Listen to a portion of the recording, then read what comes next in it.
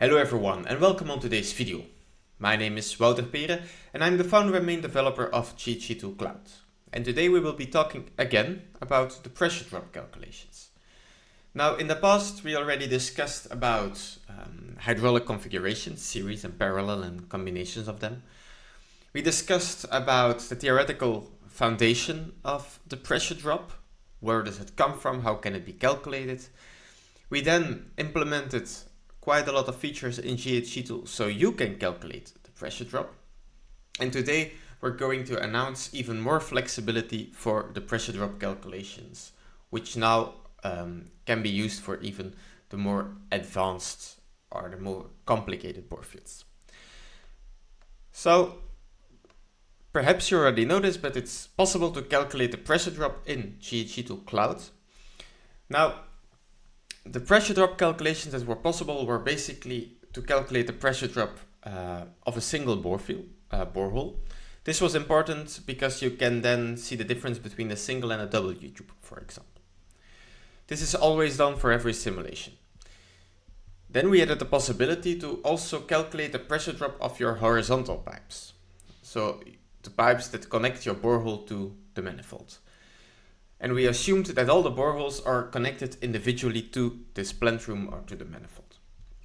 And we received quite a lot of positive feedback on this, but the real life situations are even more complicated than this. So we needed to extend the features, because what do you do when your manifold is outside your plant room? So you have a main pipe connecting the manifold to the plant room.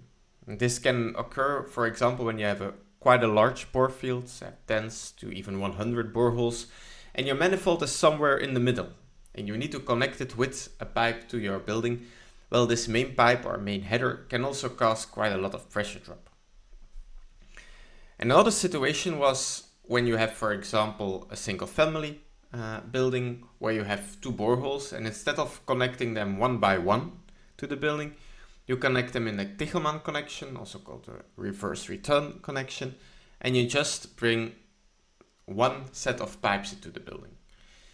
Well, this was not possible to calculate, and now we've added new features into GHEtool so you can calculate both these situations. And that will be basically the topic of today's video. Just as a recall, how do we calculate the pressure drop? It's basically that we want to have the same flow rate through every borehole. We call this hydraulically balanced, and this is because we want to ensure identical heat exchange for the different boreholes. And in order to do so, what we want to have is the same pressure drop. So for the pressure drop of your bore field will be basically determined by the borehole which has the worst pressure drop, which is typically the borehole which is the farthest away from your manifold.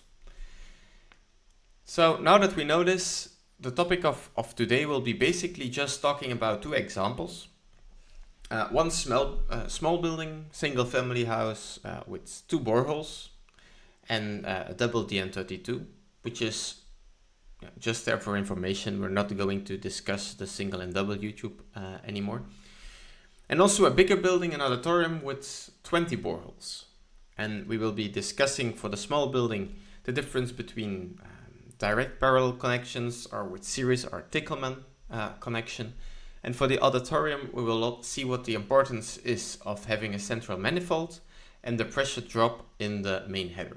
And we will also see how this auditorium and the pressure drop can change if we connect some boreholes in Tichelmann. So let's go ahead and jump into GHEtool Cloud, and I see you there. So here we are in GHEtool Cloud. As you can see, I created a new project where I already loaded the data from my single building and my auditorium case. Just to go over it, we have ground parameters, which are not that important. For a single building, we have two boreholes of 150 meters deep. And for a borehole resistance, you can see that it's a double U-tube, DN32, PN16 with a wall thickness of 3. We use monopropylene glycol of 25%. And for the flow rate, in this case, we entered it for the entire bore field to have a flow rate of 0.6 liters per second. The thermal demand, also not that important in this case, but it was 8 kilowatts in heating and 5 kilowatts in cooling. Now if you go back to the general tab, you can see that instead of having the hydraulic design in the aim specific settings, we created a whole new section for this. And what you see here is that we have a part on the borehole connections, which basically tells you, are the boreholes connected in Tichelmann, or are they connected in series? And then we have a part which tells us something about how do we connect the borehole to the manifold. So for this single family case, let's start with connecting all the boreholes individually to the building. And we say that the borehole which is the furthest away from a building is 10 meters. And let's use a DN40 for the horizontal lateral connection. Now I will always show you the hydraulic design above for your so you can follow along. If we go to the results, we see a temperature profile here, which is not that important for today's video, but here we see the hydraulic design.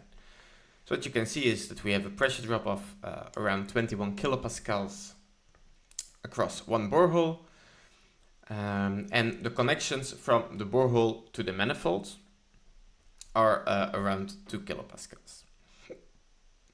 So in the end we end up with a little bit less than 23 kilopascals. So this is basically the first situation. Now what you can say is, okay, if you have two boreholes and connecting them to a manifold, it costs perhaps too much money.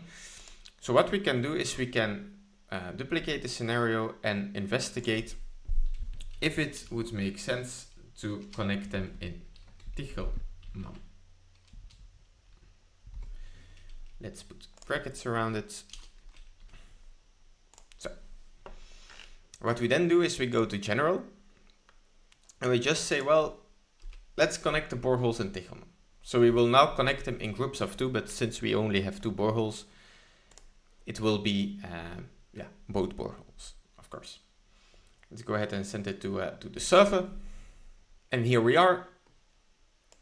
As you can see, our thermal design is exactly the same, because when you connect boreholes in Tichelmann, it's the same flow rate through every borehole than when you connect them directly to a manifold. This is explained in our video on series and parallel connections, which is linked in the description below. What you can see is that the pressure drop from the borehole to the manifold increased. So it went from almost 2 to 6.5. And the reason for that is, since we're now using only one horizontal connection for both boreholes, the flow rate in this horizontal connection doubled, meaning that the pressure drop in our horizontal system increased. And that's why we now have, in this case, 27 kilopascals in the end instead of 22.7. Now this was the case for the Tichelmann connection. Now another way of connecting boreholes is to connect them in series.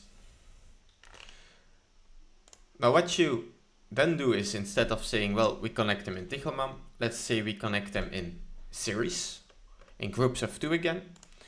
So here the inlet of one borehole is, the outlet of one borehole is coupled to the inlet of the other borehole.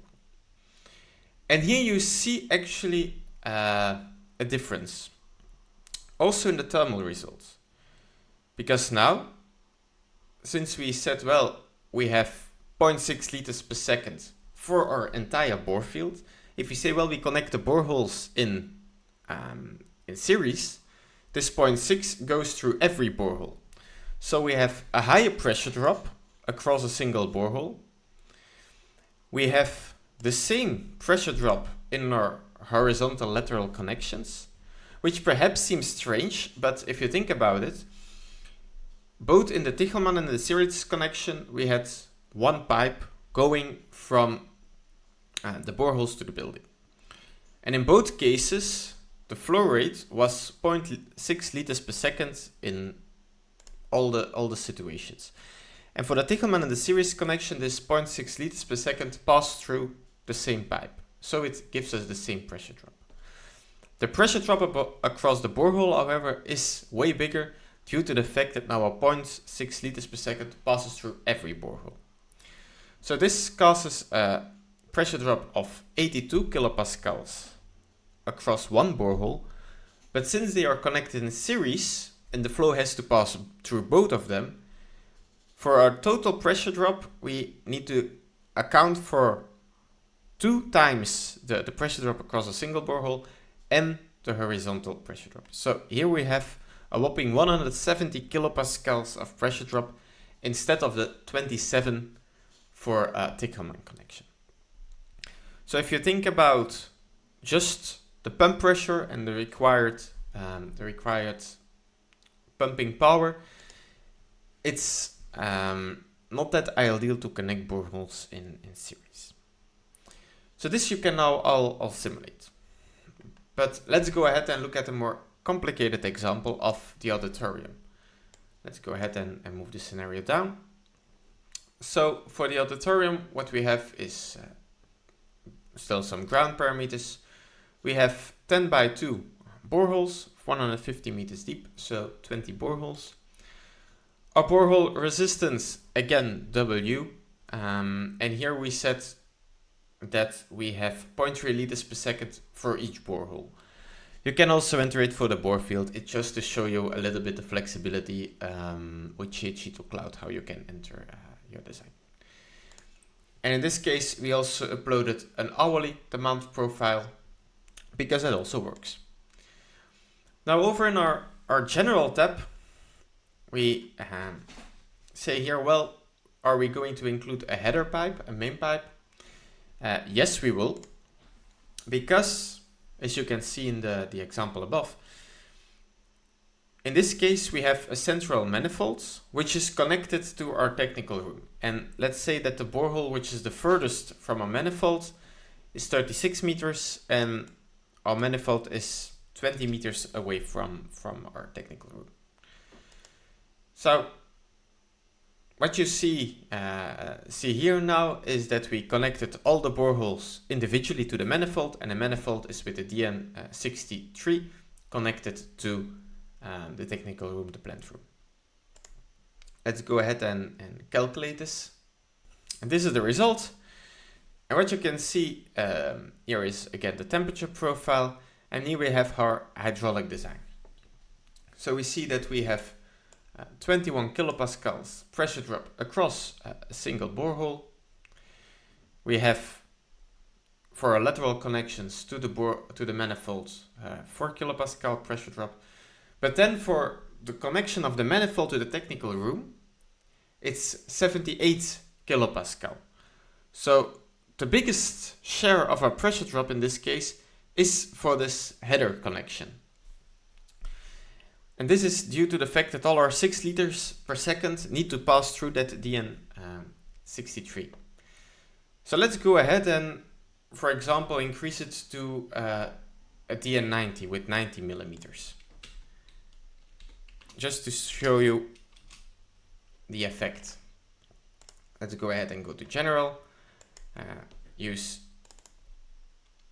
a DN90, and with PN16, out of my head, I think it's 8.2 millimeters of wall thickness. So let's go ahead and calculate it again. So everything is the same, it's just the main pipe, the header pipe that we now changed. And these are the results. So as you can see, both results stayed the same, but here we have a pressure drop which is way lower than our previous situation. And the other values, the almost 22 kilopascal and the 4.3, are also the same. So this is really interesting when we think about the main header diameter. It's actually an important part as well. So for our final simulation, let's go ahead and do the same, but now say that we also connect 2 boreholes in Tichelmann. Just because you can say, well, if we need to buy a manifold with 20 connections, it's perhaps a little bit expensive.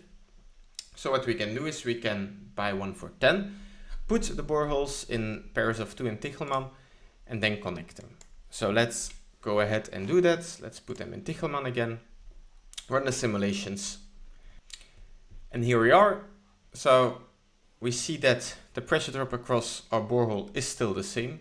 As I said before, both parallel and Tichelmann connections have the same flow rate for each borehole. The pressure drop from our manifold to our plant room is also the same, because the same flow rate of 6 liters per second still applies. But the pressure drop from our borehole to our manifold now increased due to the fact that we have the DN40 with now 2 times the mass flow rate of a single borehole going through it, which gives us the profile below. So this is basically what I wanted to tell you in this video. With these new additions in GHEtool Cloud, you're basically able to calculate, let's say 99% of all your hydraulic configurations you can think of. So please go ahead, do so, play around with it. It's really important that we gain some knowledge about how the hydraulic system or how the bore field behaves as an hydraulic system, because we're familiar with looking at temperature profiles and energy, etc. But it's also important to look at the hydraulic side of things, because in the end, the pump needs to be able to deliver this pressure drop. I hope you found this video interesting. I hope you consider subscribing, sharing this to your colleagues.